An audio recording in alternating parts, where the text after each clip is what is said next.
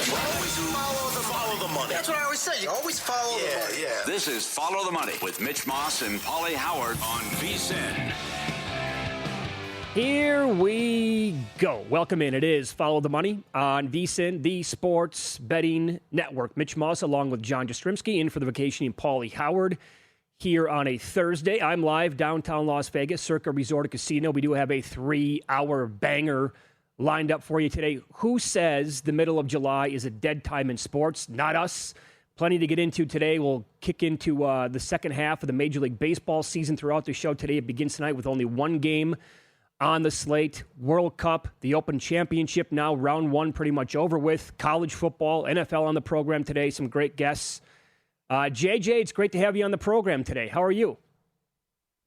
Mitch, I'm doing fantastic. Thanks for asking. I survived the last 48 hours in Philadelphia for Major League Baseball All-Star, so got some good access there. Enjoyed hitting an outright on the Derby. I'm going to show my degeneracy a little bit here. I love betting on a home run derby. I think it's amazing. I think it's fantastic. It's great theater. And when you have an entire city rooting against your betting pick, it makes it that much more sweet when you're walking out a winner. But yeah, man, let me say, I filled in with Paulie about a month ago. So now I get to complete the dream here of being a part of the Follow the Money show. And as I texted you, it's a well-oiled machine. You're humming 85 in the left lane, and that's my goal. Let's just not crash the car, baby. Let's go. We're throwing 105 like Jacob Mizorowski here. So you know what? I've never been to an All-Star game, Major League Baseball, or a home run derby. Was that your first time, or are you a vet at this kind of thing? Because I still think, as a kid, obviously, that's a bucket list thing. As an adult, I think it would be pretty spectacular as well. How was it then the last couple of days? Okay, so this was my third Derby. Okay. I've been to the Derby, the classic one in 2008 Yankee Stadium, old Yankee Stadium. I was in Seattle a couple of years ago for work, and I went to Philly this year. Here's my take on it. It's like a great convention, Mitch. Like, there's so many people in baseball that you run into that, you don't get to see. So, like, the Super Bowl has that feel. The All-Star game kind of has that feel. So, professionally, amazing. From like a fan perspective and a watchability standpoint, it's so much more clear and it's so much more obvious. And this is really taking shape over the last few years. Dude, the Derby is so much more fun than the game. The game stinks now. 100%. The game is just awful. Nobody plays. Nobody cares. All you need to know about the fans, nobody left the ballpark for the Derby. Everybody stayed until the bitter end, right? I know Schwarber was involved, but still, nobody left. Everybody was there. Mitch, I would say by the time we hit the bottom of the seventh inning, a third of the crowd at Citizens Bank already said, sayonara, I'm hitting the exits. I'm beating the traffic. So if that doesn't tell you something, I don't know what will. No, that's no good. And, we talked about this a lot yesterday, the aftermath of the All-Star game and what it looked like on television. And Matt Vasgersian came on the program, and even he called the Home Run Derby for Netflix on Monday night, and he loved the new format. And I don't think he was being biased, as did I. I thought it was great. The All-Star game, though, this has always been like the one All-Star game that's still meaningful somehow. Like the players have cared pretty much throughout our entire lifetime. Forget about it with the NFL, NBA, NHL. Nobody cares. Players, teams, us fans, that doesn't matter. Baseball, again, forever has been a big deal until I think now the last couple of years. And it's going to be, I think it's like trending down big time. And that's a shame, JJ. I don't know if it's ever going to come back. And that kills me to say it. Well, and you know what's killed it too? Not to be old man yelling at cloud, but you know this, Mitch. Like, there was a time where you didn't have interleague play. So, like, a specific matchup, for example, like, I don't know. We didn't have it in this game. But let's say it's, I don't know, Shohei Ohtani matching up with Cam Schlittler, which, by the way, you'll see this weekend when the Yankees take on the Dodgers. Like, hey, you're not getting that until the World Series, where it's like, ooh, I kind of want to see what this looks like. This is super cool. Interleague has kind of diluted that. And listen, it was hokey. It was definitely corny. I was probably in the minority on this. I kind of like that they played for home field advantage. I know it's arbitrary and it's stupid and it makes no sense. Maybe that makes me an idiot. I don't know. But I always kind of like that dynamic to the game because you had some random from the Colorado Rockies or some random from the Kansas City Royals determining who's getting home field advantage in the World Series. And I'm like, you know what? It's the middle of summer. I'm kind of here for this. Let's go. But I don't think that competition changed anything. The only thing that helps this All-Star game compared to the other three, the gameplay is still not compromised. Like, these guys are throwing 100. Yep. They're trying to hit it as hard as they can. Just not the watch it used to be. That's all. We got to kind of accept it. Yeah, I think you're spot on with that. Okay, so a couple of things here. Round one, again, I think pretty much in the books right now, Open Championship. My God, they've been playing for like 14 hours. I think a couple of stragglers are still out there to wrap it up on like 17 and 18. So you play a lot of golf. You have a couple of bets on the tournament as well. I got probably too many bets overall, to be honest. Let me ask you this. As somebody who really loves this game, you love betting on it as well. At one point today, this is basically front nine for Rory McIlroy, and then I think it was like through hole 11. Justin Ray with a couple of incredible tweets with this. He was, Rory now, was 155th out of 156 golfers with putting, a pro, with the shots gained putting. Also, it was a 257th round of his championship career, major championship career.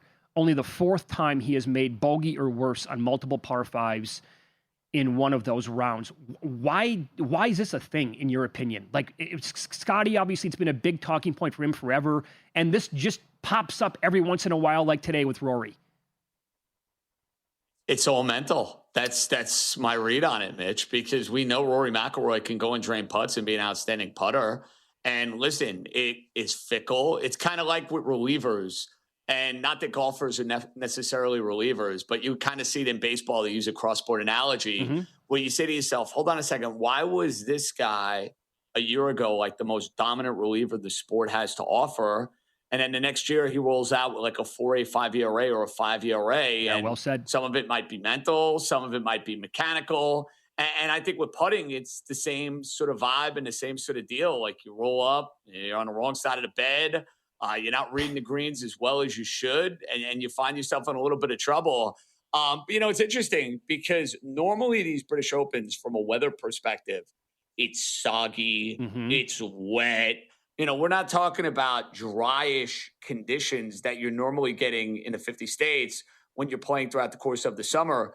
You're kind of getting that, though, with this British field. That's why, a lot of people, I think, are surprised that DeChambeau, who never, ever, Mitch, plays well in Europe. Like, it's just his game is not conducive. It is not set up to go and play links golf.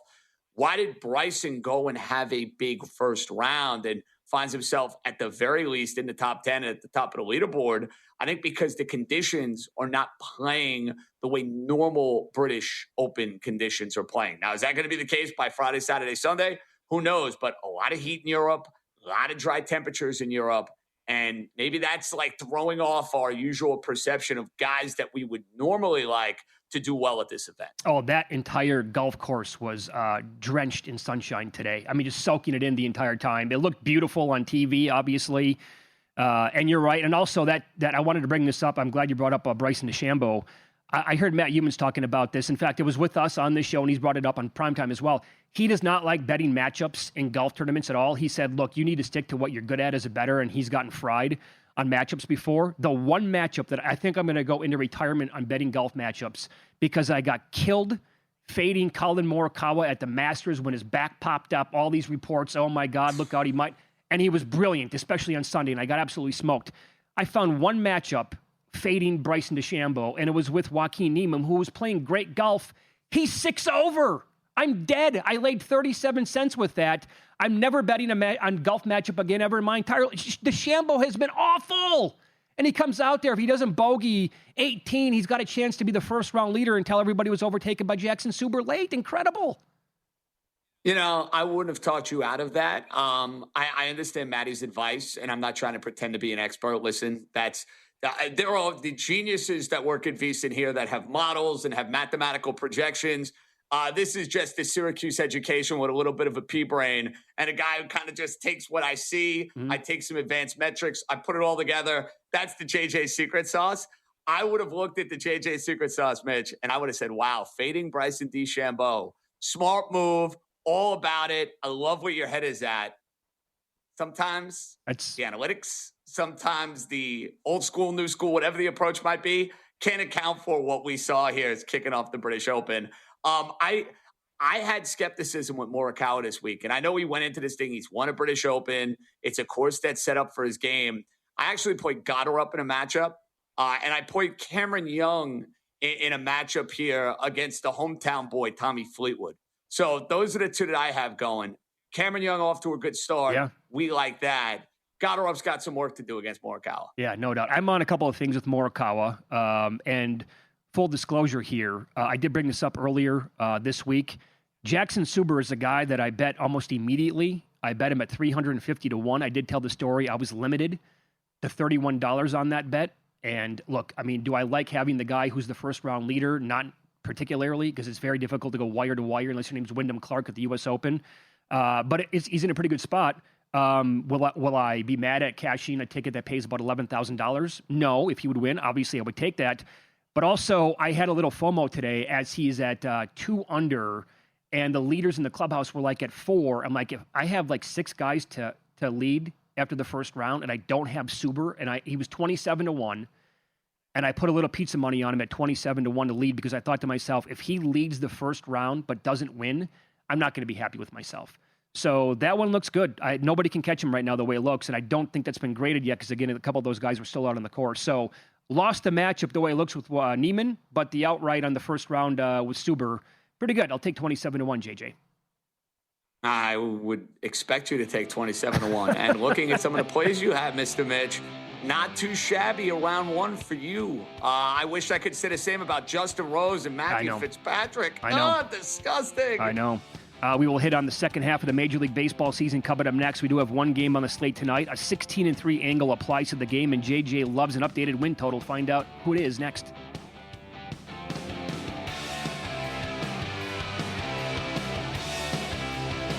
So you're listening to this podcast because you want an edge. But what if I told you you're only halfway there? You've got the mindset. Now it's time to get the toolkit to match. Here's the thing. Pro bettors spend thousands on data and tools, but what they don't want you to know is you can get the same edge for a fraction of the cost with VSiN Pro. With VSiN Pro, you get access to expert picks, public betting data, prop projections, powerful tools, analytics, and more. Tap the link in the description and see why thousands of bettors are already using VSiN Pro to cash more bets.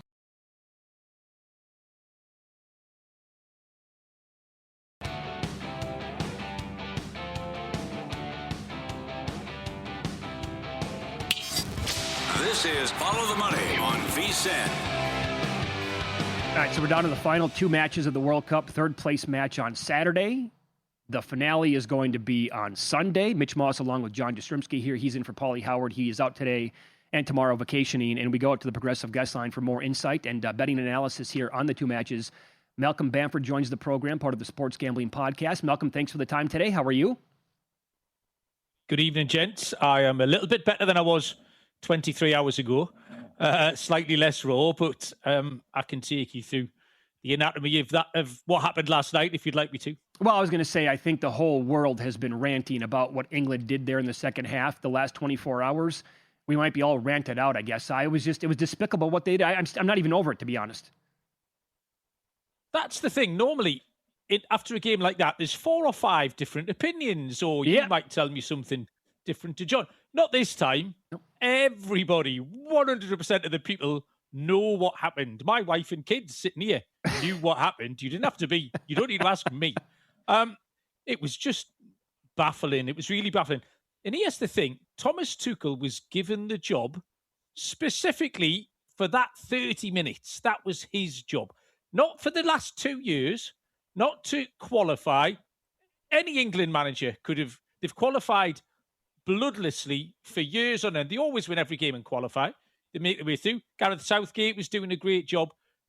They made their way through the group games. It's really easy to stand Harry Kane at one end and put Jude Bellingham in the middle. Why Thomas Tuchel was given the job was because England couldn't get over the line in the final 30 minutes of a knockout game in which they were in front. And last night, they got in front in a knockout game, and Thomas Tuchel completely fluffed his lines.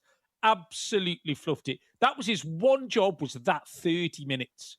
And he just got it so wrong. And it was obvious. I mean, you must have been the same as me. You were screaming at the TV. It was just apparent what was going to happen. You could see it coming a mile off. Once they equalised as well, England then had no options left. They'd taken off all the forwards. They'd put on all the big lads, and they'd stymied themselves. I don't know why you would change what you'd done. For 65 minutes, England worked really hard, executed a plan, and got 1-0 up. Why wouldn't you just carry on? Their two centre-backs are on yellow cards, and they're famously a bit of a liability. Put some pace up front, turn them round, get them running towards their own goal, win a throw-in, win a corner, win a free kick, maybe draw that second yellow. It was cowardly might be too strong a word. It was incredibly timid, if you want to be kind. And yeah, they reaped what they sowed, unfortunately. You could see it coming a mile off. I'll roll with timid. I like the sound of that, Malcolm. Now, you got to talk me through this because what Argentina has been able to do at the end of these games is absolutely electric. We saw it against England. We saw it against Egypt. You see it against Cape Verde. Like, what is it about this team? Like, it reminds me of, use a cross-sport analogy, the Kansas City Chiefs with Mahomes a couple of years ago, just pulling off these games out of the fire. The Dynasty Yankees, they're never out of a game. Why is Argentina, simply put, never out of these games? There is some kind of witchcraft at stake. I think you're right. There's some sort of mystique about them. Lionel Messi carries the aura and the mystique. And I don't think Scaloni, the coach, has actually covered himself in glory. Just those games that you mentioned, the Switzerland game too, he's actually coached, he's planned and coached 3 defeats. And then it's only when, like, plan A hasn't worked for Argentina in 4 consecutive games. So I don't think they're doing an awful lot right. It's only when plan B comes in, which is, we've got 20 minutes left, we better get busy. That's when things have started happening. Now, actually, their substitutes worked last night. England's didn't. The Argentine substitutes really worked. They don't panic. Tournament experience is a huge thing. We talked a couple of weeks ago when the USA got knocked out, and we said that there's only ever a tiny pool of teams win this. You get the odd shock, you get the odd upset result. You don't get an upset tournament winner. Argentina won this 4 years ago. They were up against it in various games. That tournament experience, that constant churn in the South American qualifying section, which is a really tricky section to get through, that stands them in such good stead that they know with 14 minutes left, they can still do it. There was no panic at all. It was self-belief. Egypt, Cape Verde, Switzerland, England. That doesn't happen 4 times by accident. Now, whether or not Spain will take their foot off the throat, that's a different question because Spain strangled France the other night. So remains to be seen whether or not they can do it to Argentina. Yeah, I was going to ask you, so what do you think that means overall? We're talking to Malcolm Bamford here. He's on the Progressive Guest Line, part of the Sports Gambling Podcast. The 3-way numbers now, Spain about plus 125. They're $1.50, $1.60, maybe a little bit higher than that to lift the trophy. Argentina plus 265-ish on the 3-way. The draw plus 205. Total 2 juiced slightly to the over. Do you have a best bet here? Could be cards, could be something else, Malcolm. I like Spain on the money line. Okay. Spain and France had separated themselves at the top of the tournament. They were in a tier of their own. And you can't fail but be impressed with how Spain didn't allow France in the game at all. We talked about, everyone knew, Haaland, Mbappe, Dembele, Barcola, Doué, this terrifying front 4 of France, cut the supply line, and that was it. Spain just harvest possession the entire time. They don't allow you the ball. And because Argentina, like I say, I haven't been that impressed with their plan A. They have found themselves up against it in 4 consecutive games. If they find themselves up against it here, which is most likely, Spain are clearly the better team. I don't know if Spain gives them a chance. Spain won't do what England did last night. No. We saw an example of it on Tuesday. Spain had the lead against France. And did we see the big grandstand finish from France where they were knocking the door down for the last 20 minutes? The absolute opposite. Spain controlled possession, territory. Control is the key word. So if Spain get in front, which I think they will, the Argentinian defence is still dodgy. The aging, like I say, the 2 centre-backs, well, not just the 2 centre-backs, in fact, all of them, are slightly calamitous and in terms of how they go about defending. If Spain get in front, I don't see them lifting their foot off the Argentinian throats the way Cape Verde, Switzerland, Egypt, and England did. I just don't see it. So Spain on the money line, for me, seems a pretty straightforward pick. Okay, Malcolm, help us out here. Third place game. So you had two teams that had big dreams that got devastated. France thoroughly outplayed by Spain. England gets their hearts broken by the Argentinians. Okay, they're matching up Saturday. Motivation angle, betting angle. How do we make sense of this? We're going to see a whole lot of backups that we know. Mm-hmm. How do we figure out this third place game? Can you imagine being in that squad now, in that hotel or on the plane or on the bus? You just want to go home. Like, everybody's been away for a long time, arduous season, into an arduous tournament, as you say, hearts broken. Oh, and by the way, we've got to go and play a meaningless exhibition game on Saturday night. It's absolute nonsense. I looked at the trends, however, and the trends, unsurprisingly, are for goals. 5 out of the last 6 have gone over 2.5. 3 of those went over 3.5. 2 of those went over 4.5. And both teams scored in 4 out of 6. So as you'd imagine, there's goals. Largely because I don't think they're training. They don't care. You see, it's all the backups. So we'll see players who've never seen the pitch for England, Kobbie Mainoo, Ivan Toney, Ollie Watkins, players like that. But they're not training. They're not planning for what system France are going to play because they don't care. France won't be planning for what system England want to play because they don't care. So I think goals seems like the obvious angle. Both teams to score and 2.5. You can tag that together. The key angle, though, is I think Kylian Mbappe is still live in the Golden Boot race, and he will want to win that. France will want to win him that little trinket as well. He's tied with Messi on the tiebreaker, which is assists. So if you tag on Mbappe to score a goal, there's going to be goals in the game, we think. If you tag on Mbappe to get one of them, that suddenly makes all those both teams to score over 2.5. All those little same game parlays suddenly become quite an attractive plus price money when you put Mbappe in to score. Both teams to score over 2.5 with an Mbappe goal is plus wins 162. You then add in France to win. That gets you to plus 320. Okay. So I think you can cobble together some stuff if you're quite crafty. I quite like France to score a penalty at 4-1 as well. Just lean into that Mbappe angle because, like I say, no one really cares about this game. So I think it's going to be played in a bit of a carnival atmosphere. Really, everyone just wants to go home. Malcolm, great stuff as always. We have loved you joining us throughout the entire World Cup. Can't thank you enough. Best of luck with the 2 games that we have coming up this weekend, and enjoy them. Cheers, boys. Good luck. Thank you. Back at you. Malcolm Bamford, Sports Gambling Podcast, and the calendar never stops when it comes to sports betting. Sharp Plays covers it all. They've been winning for 15 straight years. Documented logs posted publicly at the website, sharpplays.com. When the Sharp Plays moves, sportsbooks take notice. Advanced AI, trusted insider intel, respected, watched, feared. Start winning with them at sharpplays.com. We'll talk about some ceilings and floors for teams in the NFC East coming up next on Follow the Money. It's VSiN, the Sports Betting Network.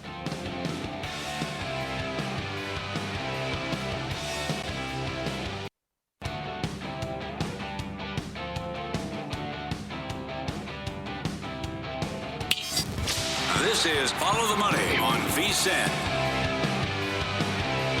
Yeah, before you know it, college football is going to be here. NFL obviously going to piggyback that. And we'll get some best bets here. We're doing this every single week with professional bettor Paul Stone. He's joining us on Thursday of this week, and we'll do a conference breakdown every week with Mr. Stone. And you can follow him on X at Paul Stone Sports. He's on the Progressive Guest Line. Good afternoon, buddy. How are you today? Doing good, guys. How are you guys? Doing really well. So, I think that, something that people told me, like bettors told me as soon as I moved out here is like, look, one way if you really want to like concentrate and make money betting would be focus like on smaller conferences, right? College basketball and college football. And that's what we're going to do today. You have some best bets in the Sun Belt. And let's begin. My ears are wide open here, Paul. And that is for a double-digit odds team to win it outright. Who do you like? I'll tell you, with the group of 6 rosters just routinely losing and having their best players poached by the Power 4 schools, year in and year out, I go a little bit further down the sheet when I'm looking for an outright winner in these group of 6 conferences. There's just so much turnover again on virtually every roster. I think it becomes less predictive. So all teams, or more teams anyway, are in play, in my opinion. If you choose to split a unit in this conference, I certainly can't fault you there. But I'm going to go with a single team, as you mentioned, at double digit odds, and that team is the Arkansas State Red Wolves. They're available currently at plus 1,100 there at BetMGM. First of all, looking at this Arkansas State team, I'm going to acknowledge that they have some defensive question marks. They have some defensive deficiencies, especially in the front four. Their top 6 players on the front four from last year are no longer with the team, so they're really rebuilding there. But I'll throw a caveat in. All the other contenders in the Sun Belt as well seem to have defensive questions as I analyze their rosters. So I don't think they're alone. They could evolve into an upper division Sun Belt defense. But it's the offense, guys, that has me bullish on the Red Wolves. They've got a lot of talent back on offense. They've got 2 players that rushed for more than 500 yards last year. They have 2 receivers that had more than 500 yards receiving last year, and they returned perhaps, arguably, the top offensive line in the entire conference. They've got 4 returning starters up front, which is a good place to start. They do have a prominent question on offense, and it's at that critical quarterback position. They had a 3-year starter who was scheduled, had at least another year of eligibility remaining, Jalen Rayner. 3-year starter there at Arkansas State. He elected in the offseason to transfer to Iowa State of the Big 12. In his 3 seasons there in Jonesboro, he threw for almost 8,700 yards. He rushed for almost 1,200 yards, and he accounted for 67 touchdowns in those 3 seasons. So that's a lot of productivity out the door. They are going to determine their quarterback in summer camp. They did not leave spring with a named starter, but I think ultimately the quarterback under center for Arkansas State is going to be Trey Owens, a transfer from the University of Texas. He's a guy from the Houston area, 6'5", 220, big arm, pro-style quarterback, but he does have, pretty good feet. He can move a little bit.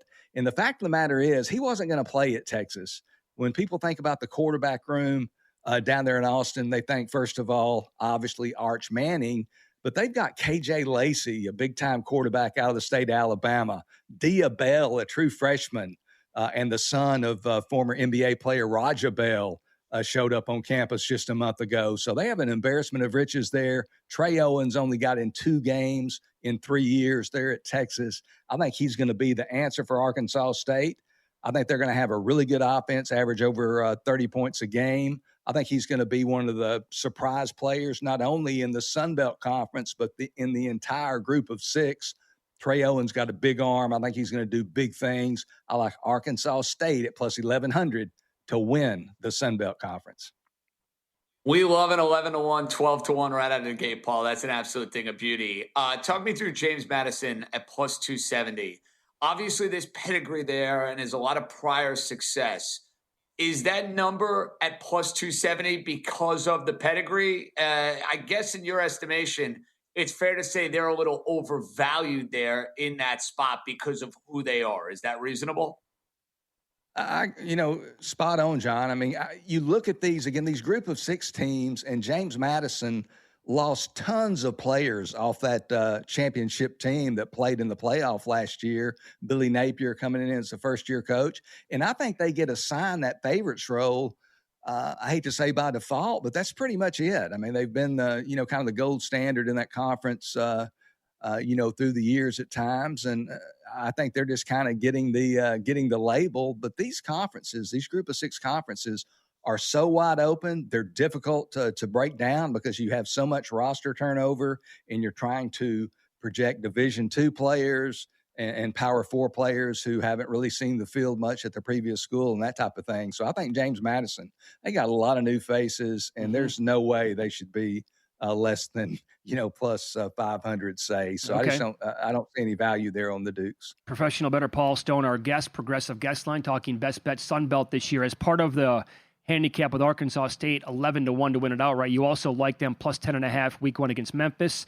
And you also think Southern Miss is in for a really long year. You like their win total under 3.5?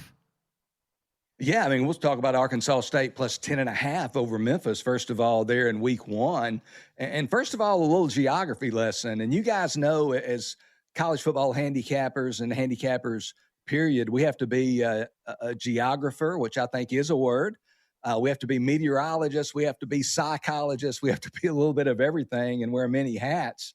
But as far as geography, these two schools in neighboring states, separated by only 70 miles, they play for what's called the Paint Bucket Bowl.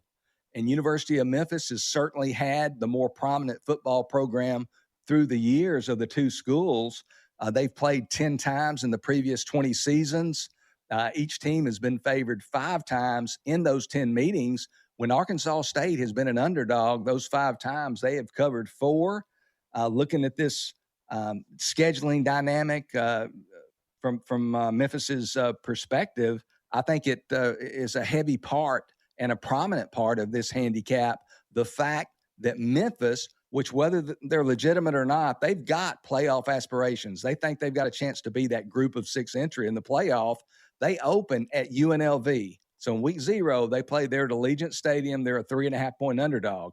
The week after they play Arkansas State, they play at Boise, another team that's one of the top schools in group of 6. So they'll be about, 2 touchdowns and change underdog in that game. But sandwiched right in between, they're a 10.5-point favorite against Arkansas State, the team that kind of considers itself to be the little brother to Memphis and kind of carries a chip on their shoulder. This is a Memphis team that has a lot of new players.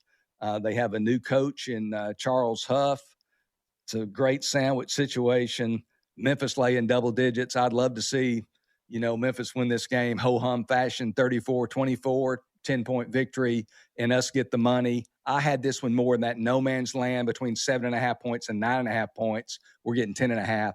So I like Arkansas State plus 10.5 over Memphis. And if you want me to jump to Southern Miss here real quick, last year, if you'll recall, Mitch, I was bullish on Southern Miss. We actually had a 26-1 ticket on Southern Miss to win the Sun Belt. They were in the lead in the West Division for much of the year. They lost their final 3 regular season games, did not make the championship game in the Sun Belt. But that was this year. That was then. This is now. And this is a new situation. Again, Charles Huff, he's taken his game to Memphis. He's the new coach there, left Southern Miss after just 1 year. He's taken 17 of his top players from Southern Miss to his new job there at Memphis, 13 of those being defensive players. I studied their roster pretty intently. I didn't find a single player who started more than 1 game last year on defense at the FBS level. So they got a lot of new defensive players. Only one of their top 21 tacklers back from a year ago. They lose their quarterback, Braylon Braxton. Looking at their schedule, they're probably going to beat FCS, Alcorn State in their opener. They have 2 other winnable games on their schedule. From my perspective, I project them to be a 4-point underdog at Louisiana Monroe around midseason. Late season, I see them as a 1-point home dog against South Alabama. So pretty much a toss-up. But other than those 3 games, looking at the other 9 games, I see Southern Miss getting at least 7 points. And in more than half of those, 5 of those to be exact, I seen them getting more than 2 touchdowns. I made this total 2.5, heavily juiced to the under. I don't see Southern Miss winning 4 games. We can get plus juice on the under 3.5 there at Circa. So I like Southern Miss under 3.5 regular season wins plus 120 at Circa Resort and Casino. Oh, that is a phenomenal breakdown as always, Paul. We thank you for your time. Every single Thursday doing this, breaking down a different conference. We appreciate it. Have a good weekend. Enjoy the rest of the Open Championship. We'll talk next week. Hey, you guys have a great week. Good luck to you. Professional bettor Paul Stone, Progressive Guest Line. We will look at some bets to make now that round 1 is done in the Open Championship coming up next.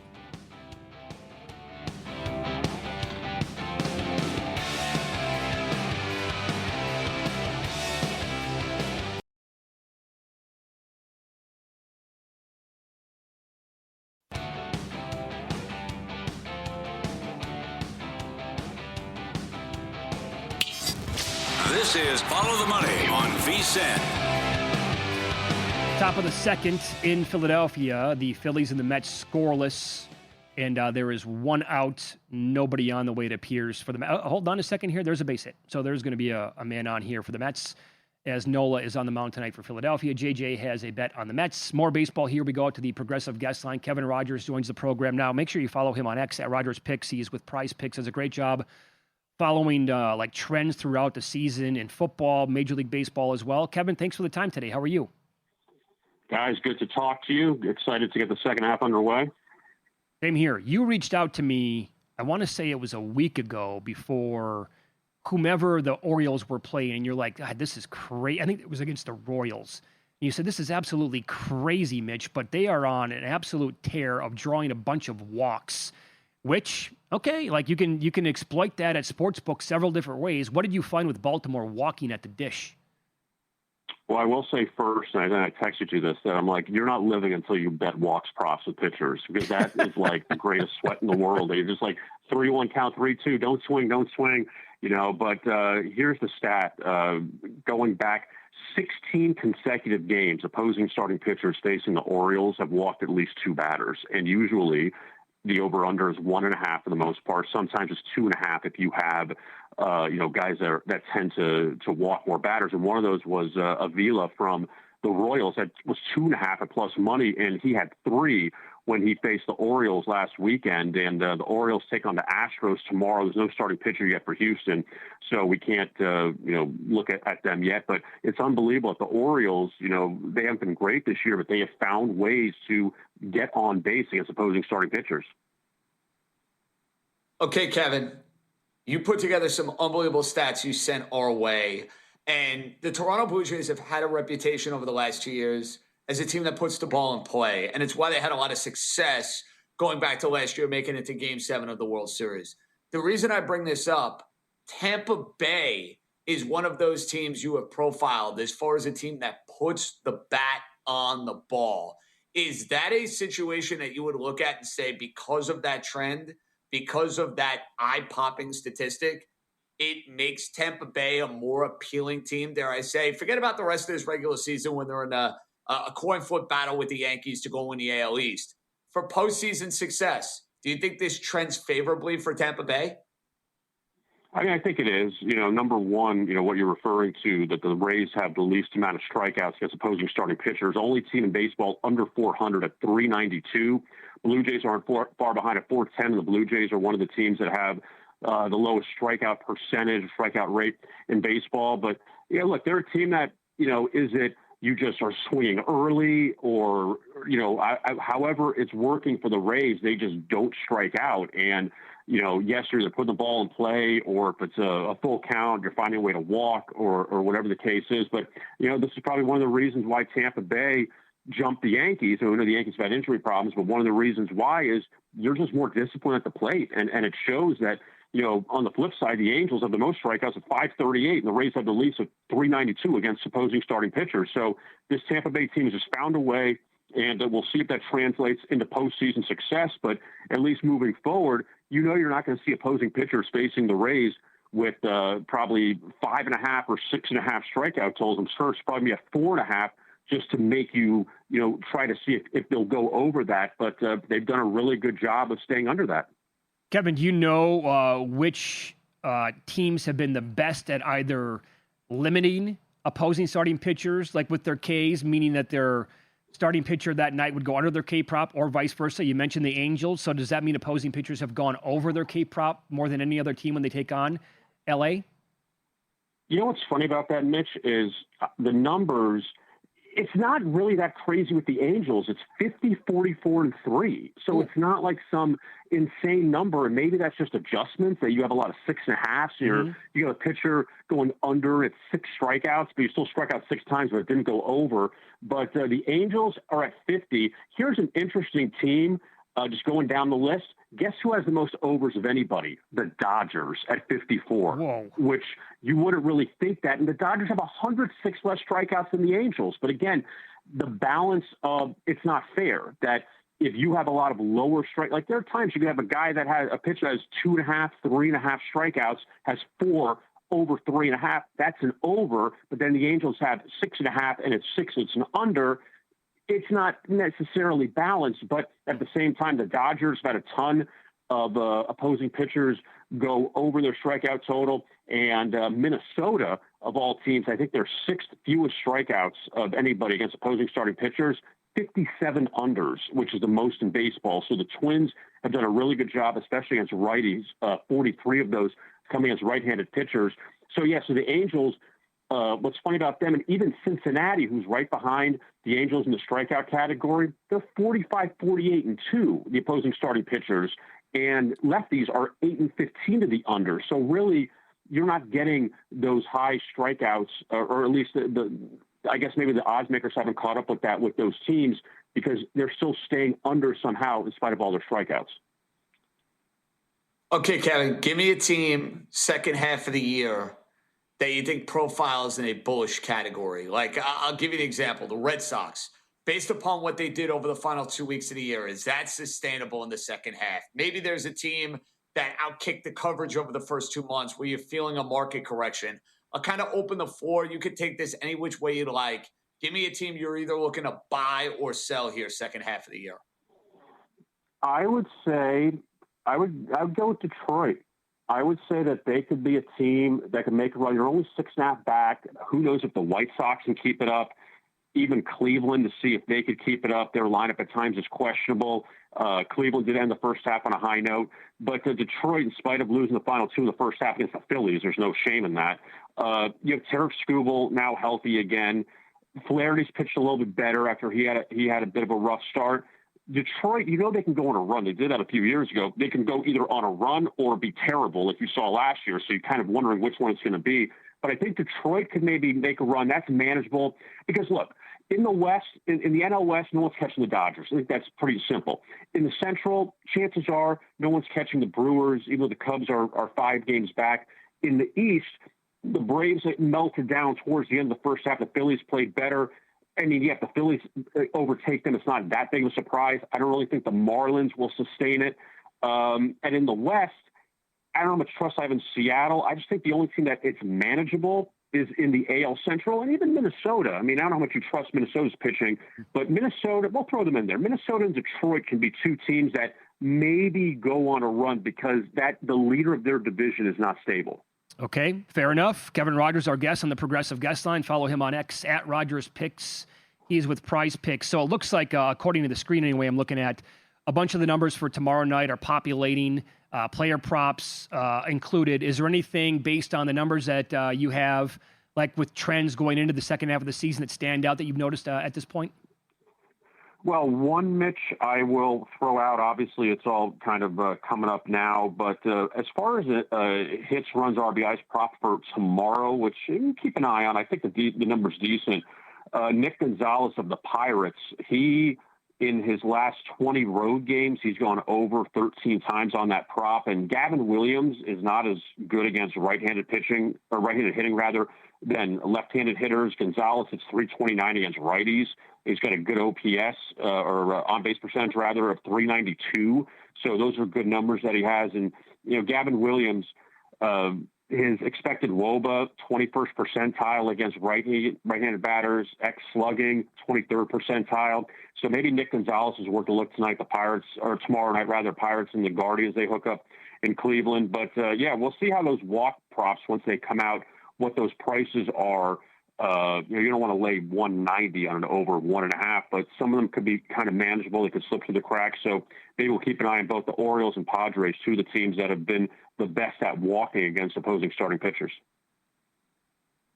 Okay, and by the Kevin, way, 30 seconds. Yeah, go ahead. Sorry about that. No, JJ, it's all you. Go ahead. 30 seconds here, Kevin. I got Cam Schlittler at 3-1 to win Cy Young. We have somebody who works here by the name of Matt Humans who has a much better number. I asked that. He bringing home this Cy Young award, or should I be worried about wear and tear in the second half? I mean, he's still been pretty good. I don't see why not. You still have an ERA of 2.05. I just think you have more competition in the National League. With Mizorowski, I don't know how much Ohtani's going to hold up. Even Chris Sales pitched well, but I don't know who else. I mean, Sonny Gray's been good. I don't know how much that holds up, though. And also, I think team success will help, too, with the Yankees opposed to the Red Sox. But I think Schlittler will probably win in the end as long as he stays healthy. Very good. Love the numbers, man. Thanks for popping on today. We appreciate it. Best of luck this weekend and moving forward. We'll talk soon, okay, Kevin? All right, guys. Thank you so much. Again, follow him on X at Rogers Picks, and he was on the Progressive guest line. There's a juicy number here, Nick Gonzalez, for tomorrow night. I'll share it right now. Total bases against Gavin Williams, 2+ is plus 157 tomorrow night at DK. Pretty healthy. So we will get to our best bets. In-pocket plays are coming up. I have an NBA win total. Yes, I know it's going to take a long time to cash that ticket in theory, but I love the number. Had to bet it. And JJ loves a Major League Baseball total even more. Find out which team next.